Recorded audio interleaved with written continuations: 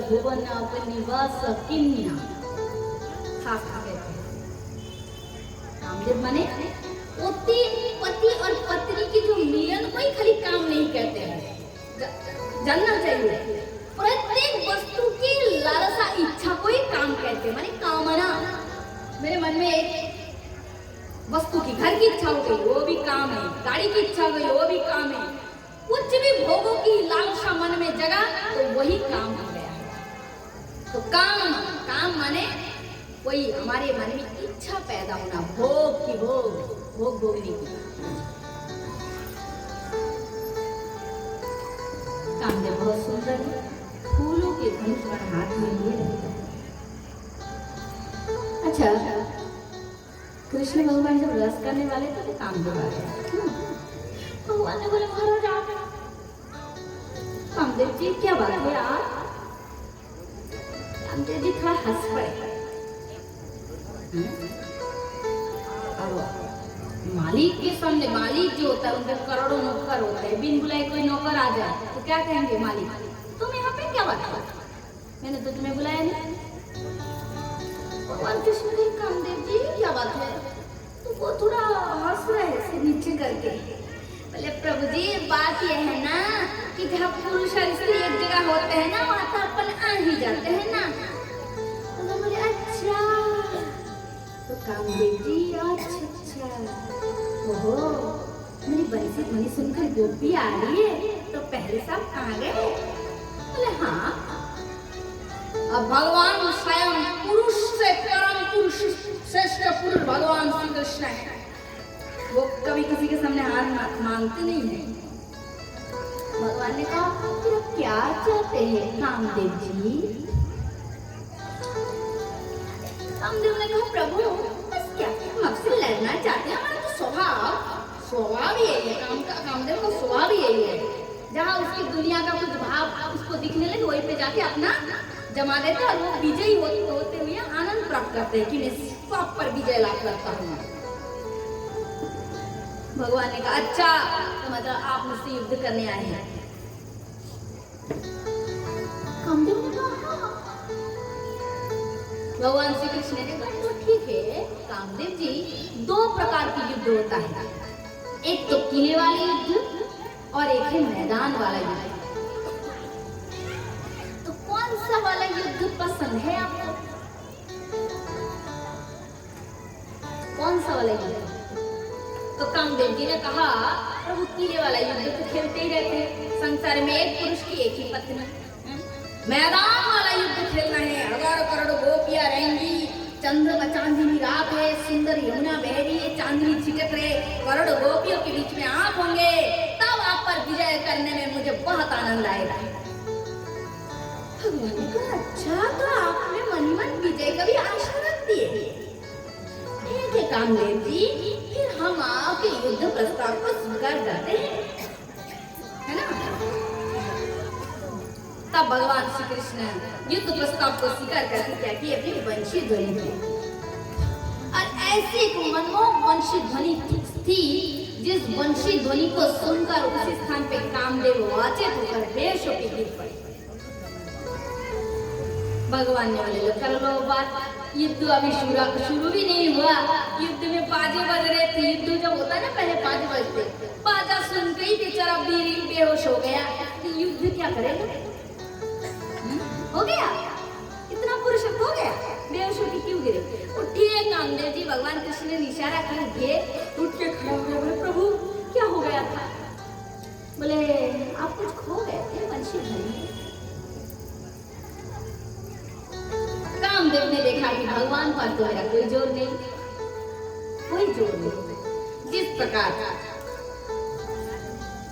हाथी जब अपनी पैर के नीचे चैटा को दबोच देते हैं, उससे भी ये उदाहरण भी, माने दुनिया में ऐसा कोई उदाहरण है जो मैं आपको दूं। भगवान की शक्ति अनंत है, कोई उदाहरण इसमें नहीं हो सकता। बस इतना जानिए कि कामदेव भगवान पर विजय नहीं पा सकता। कामदेव ने सोचा चलो गोपियों पर अपना जोर दिखाते हैं, उनके मन पर भी अपना प्रभाव डाल देंगे तो भी ये रास नहीं होगा।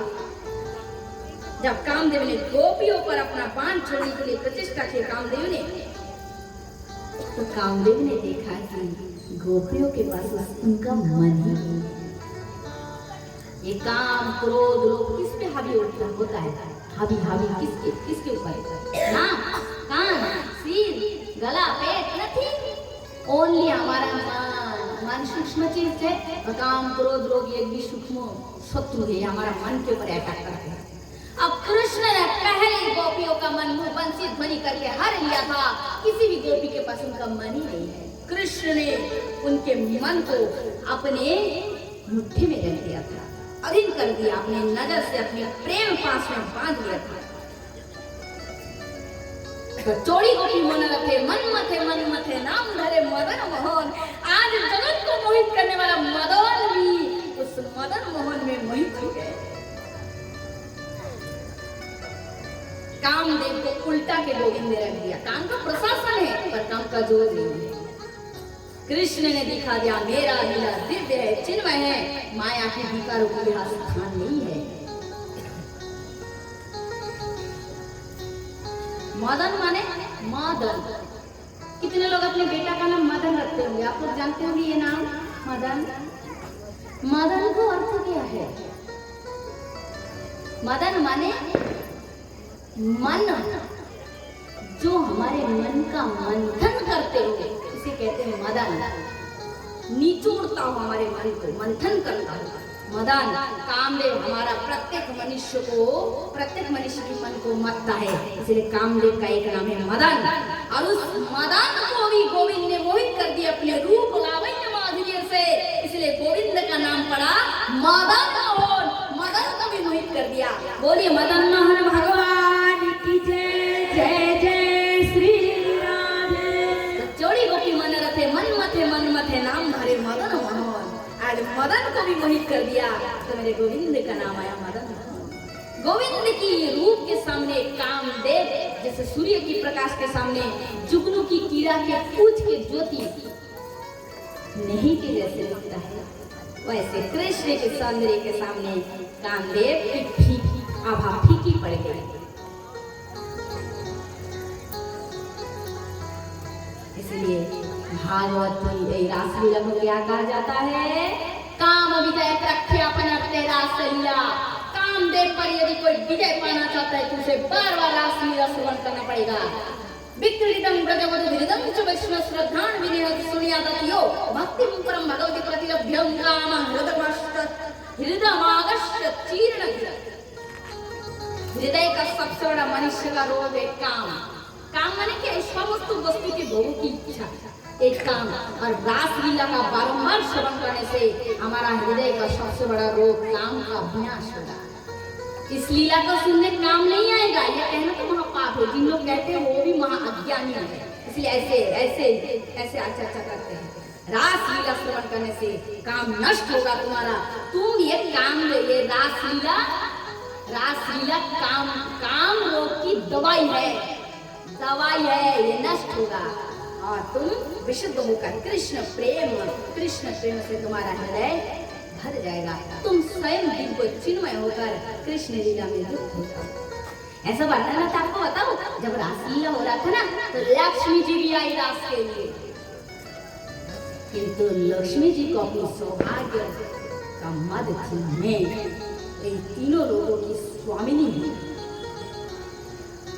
योग माया गेट पे, रासलीला के गेट पे त्रिशूल लेकर खड़ी है योग शक्ति योग माया। उन्होंने कही देखिए लक्ष्मी जी, यदि वैकुंठ की स्वामिनी लक्ष्मी जी की बात कर रही है कि देखो यदि आपको रास करना है तो एक ही उपाय है। क्या बोले? ये जो गोपी जन ना, कृष्ण प्रिय गोपी जन रास मंडल में यही रास्ते से प्रवेश किए, उनके चरण ध्वनि को यदि आप मस्तक पर चढ़ाएंगे तो ही आप रासलीला में प्रवेश कर सकते हैं। अर्थात गोपी भाव को स्वीकार किए बिना रास में कोई प्रवेश नहीं कर सकते। लक्ष्मण जी ने मैं भी चलो चरण रज, मैं किसी से कमी हूँ? आपने से तप करके गोविंद को मना लूंगी। चली गई मांग करके बेलबन में, अभी भी जाओ वृंदावन में, यमुना जी उस पर बेलबन रट रहे बैठे, ओम कृष्णाय नमः तप कर रही है। किंतु कृष्ण तप के विषय नहीं है, कृष्ण तो प्रेम के विषय है। उन्हें जो प्रेम करेगा वही उनके गले में कलवैया डाल डाल के रास करेंगे। बोला राधे। और प्रेम एक ऐसा दिव्य वस्तु है जिसमें कोई संसार की मैला नहीं रह सकता। प्रेम वो स्तर है जहाँ पर शरीर के प्रति भी मैं भाव नष्ट होकर भाव महाभाव में जीव स्थित होती है, जीव डूब जाती है। मतलब इतना जानिए कि शब्द से समझाया नहीं जा सकता। अनुभव होगा साधना के द्वारा। गोपी भाव लौरे मोन, गोपी भाव शंकर जी आ गए, तपस्या में बैठे थे। इतनी मधुर ध्वनि कहां से आ रहे हैं? ये जो कंकन की ध्वनि, कंकनम किंकिनम नुपुरम ध्वनि कहां से आ रहे हैं? हो गया समाधि भंग, नेत्र खुलाए। ओहो मेरे प्रभु वृंदावन बिहारी लाल अनंत गोपियों के संग रास कर रहे। जोगी बाबा और समाधि में बैठने पर चल पड़े। जमुना मैया से जाकर बोले, देवी हमारा मन हो रहा है कि कृष्ण की ऐसे प्रेम में रास में मैं भी सम्मिलित हूँ।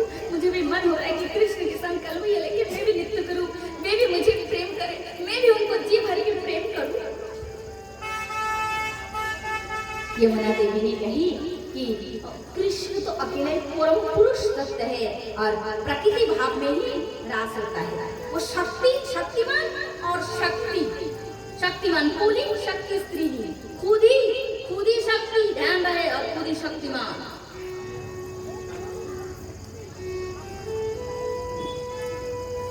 तो भोले बाबा का मन तो गोपी हो गया था, खाली बाहर से पुरुष स्वरूप था। तो महामाया ने जोगी बाबा को आज नथनी वाले गोपी बना दी। जोगी बाबा पूरा वृंदावन की गहराई गभीर लीला है जो मैं चर्चा कर रही हूँ। जोगी बाबा नथनी पहन के घगरा लगा के रास मंडल में प्रवेश किए और वृंदावन बिहारी ने भोले बाबा के संग रास नृत्य किए। बोलो गोपेश्वर महादेव की जय जय जय श्री राधे। गोपेश्वर महादेव के नाम से शंकर बाबा का मंदिर आज भी हमारे वृंदावन में है। आप जाइएगा तो आपको दर्शन होगा। यहाँ बाबा पुरुष रूप में नहीं, गोपी रूप में है। गेट पे माता है, माँ भवानी गेट पे है, द्वारपाल बनकर खड़ी है माँ जोग माया। तो रास सब कर सकते हैं, हम भी रास में हैं, हम सब रास में ही हैं, किंतु वो चीज हम भूल गए हैं।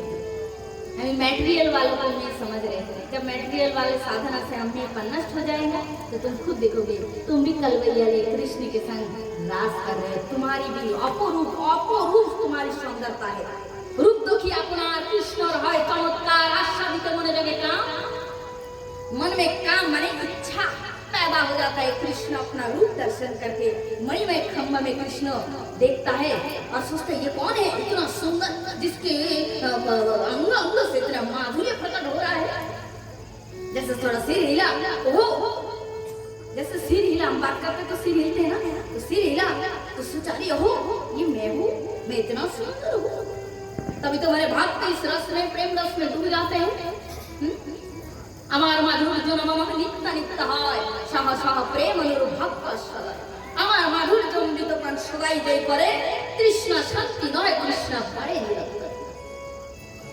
গোপী শোভা দেখি কৃষ্ণ শোভা বাড়ে যত, কৃষ্ণ শোভা দেখি গোপীর শোভা বাড়ে তত। চৈতন্য চরিতামৃত। সেই গোপীগণ মধ্যে উত্তম রাধিকা রূপে গুণে প্রেমে সৌভাগ্যতে সর্বাধিকা। সেই রাধার ভাব লইয়া चैतन्य अवतार जुग धर्म नाम प्रेम करी प्रचार। चैतन्य महाप्रभु आप लोग जानते होंगे ये कृष्ण और राधा के मिलित अवतार है। कृष्ण रूप में आकर इन्होंने प्रेम प्रचार गोपियों को वृंदावनवासी को दे पाया किंतु जगतवासी को लाभ नहीं मिला था। इसलिए नवद्वीपे शची गर्भे दुग्ध सिंधु ताहाते प्रकट हইল कृष्ण पूर्ण इंदु। यदि गौर ना हইত কেমন হইত কেমনে ধরিতাম দেহে। श्री राधार महिमा ब्रज माधुरीमा जगते जाना मधुर बिरुदा विपिन माधुरी प्रवेश चातुरिशार भावेर भरत युवती भावेर पति शपति हইত। तो स्वयं गौरांग अर्थात राधा कृष्ण का मिलित अवतार लेकर कृष्ण नाम में प्रेम डालकर जीव में औकातोर में महाप्रभु ने, चैतन्य महाप्रभु ने वितरण किया। और कृष्ण नाम को जो अपने गले का सबसे बड़ा हार बनाकर गले में धारण करेगा हृदय में, वह कृष्ण प्रेम पाकर गोपी स्वरूप को प्राप्त होकर चिरकाल के लिए गोलोकवासी बन जाएंगे। उसको इस मायामय संसार में माया की चक्की पीसने यहाँ नहीं आना पड़ेगा। जिनको चक्की पीसते पीसते अभी शौक नहीं उठाना है, इसका अपमान, उसका लोग पैर से किसी को कोई प्रहार नहीं करते, मुंह से ऐसे वचन कह देते वज्र समान, वही हृदय को कष्ट देने के, घायल करने के लिए पर्याप्त हो जाता है ना। उसे कहते वज्रवाणी। क्या? वज्रवाणी। माया के संसार में वज्रपात होता ही रहता है मनुष्य को, इसलिए माया की चक्की पीसने इच्छा नहीं है तो कृष्ण की दास। और कृष्ण कहते हैं मैं किसी को अपना ऐसा नहीं कहता हूँ, ये मेरा चरण है, गोलोक आया ना, ले ले ले मेरे चरण धो परम नहीं। कृष्ण अपना आप जैसा आप अपने पुत्र को कैसे प्यार करते, कहते मेरा पैर धो तू मेरा दास, ऐसे कहते, गोद में अपने हृदय में स्थान देता। आओ बेटा।